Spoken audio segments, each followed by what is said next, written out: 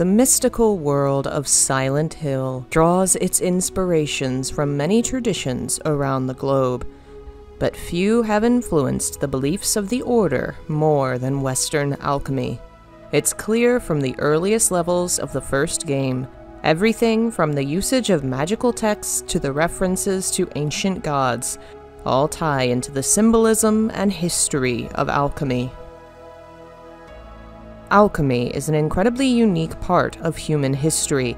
As much as it is a forerunner to modern chemistry, it was also seen as a spiritual journey, a way of studying the world that aligned with a specific moral point of view. Influenced heavily by Christian traditions and other occult schools of thought, the ancient alchemist saw himself as the center point of a world of good and evil. The goal of the alchemist was to solve the formula behind the world, to figure out the blueprint of the universe, in order to bend it to his will, in essence, to ascend to godhood. There is little of alchemical study that is universal. Each alchemist had their own formulas and theories, and their own symbols for hiding their research. The teachings were passed by word of mouth, from teacher to student, so that various alchemical traditions would sprout up independent of each other, each teaching their own version of how to best understand the world. The remnants of these traditions are found in their grimoires and alchemical texts. Their understanding of the world was limited, much of it informed by outdated science, but from those studies came real-world discoveries and the development of modern laboratory techniques and skills. Distillation, the isolation of metals like arsenic and zinc, and fermentation. But what the alchemist really wanted was never fully achieved: the great work, the magnum opus, or as it is more commonly known, the Philosopher's Stone. Understanding the stone as a physical object is too simple. It was an ideal, a formula, a way of understanding the world. It had many names, but what it was the formula to perfection, creation, and eternal life.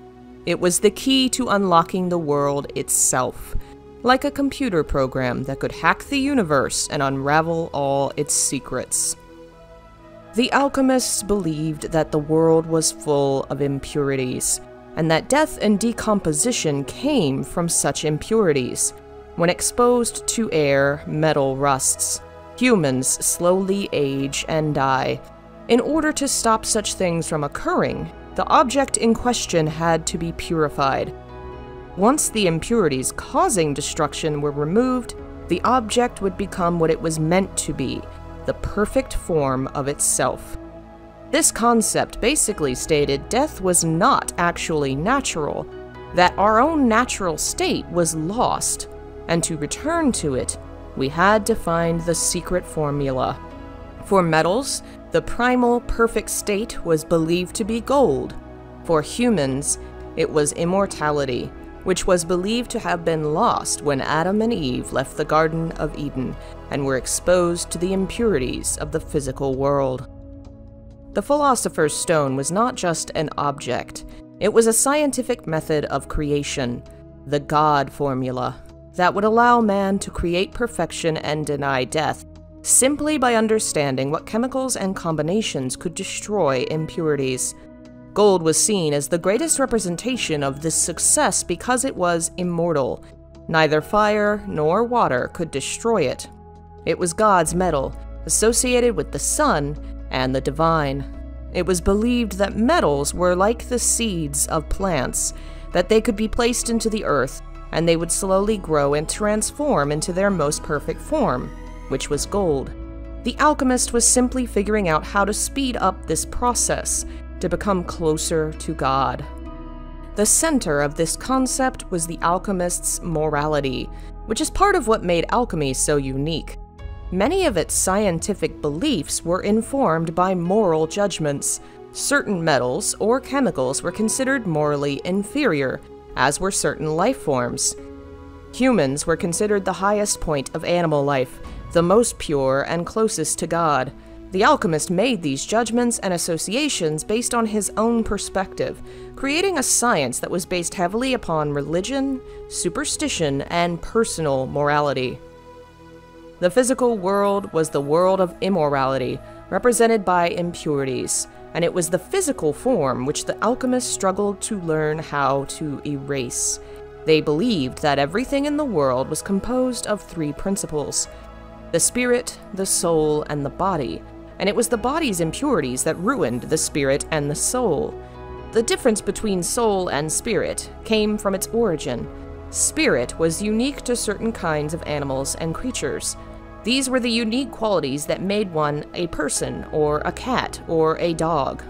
But the soul was the one primal element that derived from the divine, and is present in everything. It is the spark of light, the tiny bit of God's light that was imbued in every living thing. Impurities kept this one thing from being more present.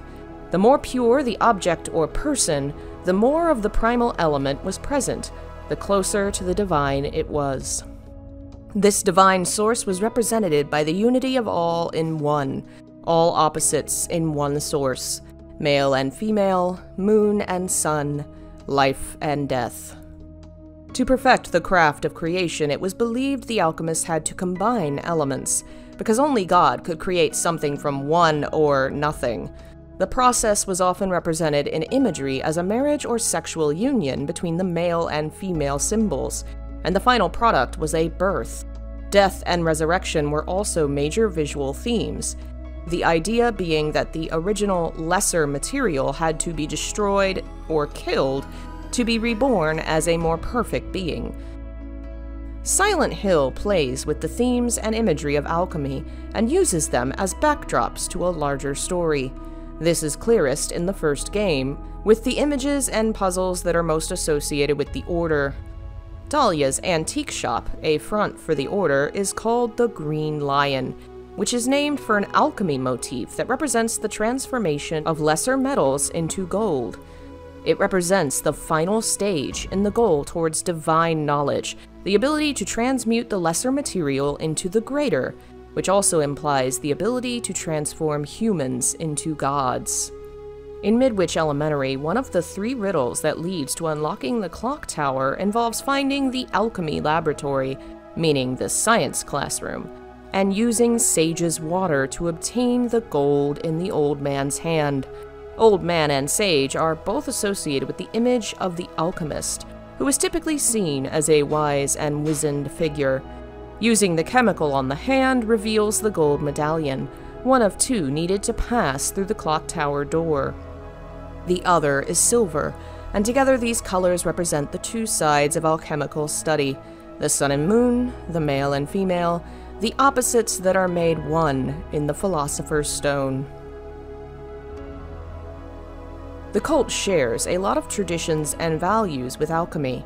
Like the alchemist, the Order places a moral value on the world and the people in it. They see the world as a lesser place, a place of filth and sin. The physical world is a stain upon the spiritual one. It is only through being cleansed that these impurities can be destroyed, and for the Order, that cleansing comes from pain, suffering, and death. Like the alchemist of old, the cult sees death and rebirth as a path to perfection, to becoming closer to God. In fact, the myths of the cult present a world in which God does indeed die. Humans create a goddess of the sun who dies in service to them but promises to return. In many ways, this story mirrors the alchemical tradition, the process of creating the stone, which uses the metaphor of marriage, birth, death, and rebirth. But where alchemy and Christianity imagine imperfection as the source of death, the cult venerates death as the path to perfection. In the myths, humans were originally immortal and suffered for it. When God came, she created death to set them free. Still, she further promises to create a paradise where there's no old age, implying the possibility of a world without death or suffering. The myths presented in Silent Hill 3 are somewhat vague, but they still use a similar theme. The physical world we live in is imperfect and impure, but through the right applications of magic and science, can be made pure. In Silent Hill, those applications are not pleasant. Like The Alchemist, the theme of 3 is incredibly important in Silent Hill. 3 essential elements make up all things in alchemy, and in Silent Hill, 3 little girls are the focus of the story. Cheryl, Alessa, and Heather are all 3 essential pieces of one person, who has been killed and reborn. The 3 circles on the halo of the sun seem to hint at this theme, and the focus on the sun in general is very similar to alchemy, where the sun was a powerful symbol associated with divinity, gold, and the ultimate goal of the alchemist. The creation of the god who would bring paradise is seemingly an alchemical one. The halo of the sun, associated heavily with the ritual in Origins, is covered in alchemical symbols. These include the symbols for glass, magnesium, decompose, water, arsenic, aqua regia, borax, sulfur, cinnabar, ferment, gold, silver, sublimination, and much more. 3 of these symbols, sublimination, decompose, and ferment, are associated with 3 of the major steps involved in creating the Philosopher's Stone. The halo also uses runes which spell the names of Dahlia, Alessa, Alizair, and Incubus, associating the Gillespie family with the ritual. In Origins, we see the girl burned upon the symbol, a fitting choice considering the secrets hidden within the design. It is part of the creation of God, implying that an alchemical transformation is meant to change a human body into a god spirit.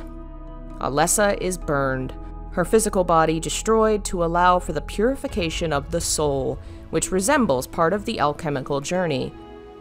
The 4 major steps, Nigredo, Albedo, Citrinius, and Rubedo, involve the destruction, reformation, and rebirth of the material into a more perfect form, and the first step is always to destroy the object. In Silent Hill, the union of demon and human creates a new life, impregnating Alessa, and the birth of the creature was intended to lead to Alessa's death and the birth of a god, just as the search for the Philosopher's Stone was often represented as sex, death, and birth. In fact, it may be that alchemy is the core of the cult's faith, and it could explain why so many various magical traditions and Christian history have been molded into a new faith, for that is what alchemy was at heart, a fusion of Christian faith, the Kabbalah, astrology and astronomy, magic and tarot, and so many other mythological traditions. The alchemist was, after all, assigning moral value to the world around him, based on his own personal experiences, and those experiences could come from all kinds of sources. In the artwork they used to represent their work, the alchemist would use zodiac signs, mythological figures, Christian images, and magical traditions to represent his science. The way the cult is an amalgam of historical and religious traditions reflects alchemy's own myriad sources and inspirations. Many of the symbols of the series appear as symbols in alchemy. One of the most important is the Staff of Hermes, called the Crest of Mercury in the game. The god Hermes became heavily associated with alchemy for many reasons, and shares his name with the mythical forerunner of the alchemist, Hermes Trismegistus, or Thrice Hermes.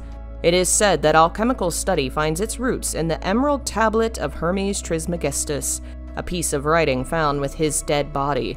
It's a myth, but it sets the scene for the alchemist and connects the tradition to an ancient god. The Dagger of Melchior includes a reference to the Christian figures of the 3 wise men, or magi. The term finds its roots in an ancient Greek term for a practitioner of magic, and the tradition is associated with alchemy as well. The Ouroboros also finds its place in the imagery of alchemy, as does the Amulet of Solomon, the symbol associated with the ancient Jewish figure who occult tradition says was a great magician, demonologist, and a forerunner of the alchemist tradition. In Silent Hill 3, the themes of alchemy and transformation continue. as the game includes discussion of the birth of God and the ritual that involves it. Heather does some alchemy herself, or at least modern chemistry, twice mixing ingredients and chemicals to create a reaction that destroys something or transforms it, killing the bugs in the corridor of the mall and burning the painting in the hilltop center. Origins, a game also heavily associated with the ritual, has some instances of symbolism associated with alchemy as well. The sun and moon motifs, and the golden egg born from fire, which is associated with the phoenix, a magical bird that dies and is reborn. Where the alchemist wished to become like God, to obtain the power of creation, the cult wishes to summon God, to create her. The Order uses similar schools of thought and ways of viewing the world to a different end. To them, the Philosopher's Stone, the perfect creation, is God. The great work of creating perfection is the work to create God. They are not trying to become her, they are trying to give her a new life. They've corrupted the alchemical tradition, because the alchemists saw themselves as a student of the world, attempting to understand it to become closer to God. The cultist, however, sees themselves as one of the chosen few, meant to bring God to this broken, lesser world, in order to purify it into what it was always meant to be: paradise. Thank you for listening. If you've enjoyed my work, please consider supporting the channel through membership on YouTube or Patreon. You can also buy my books on the Silent Hill series on my Ko-fi page. Thanks for listening. I'll see you all next time.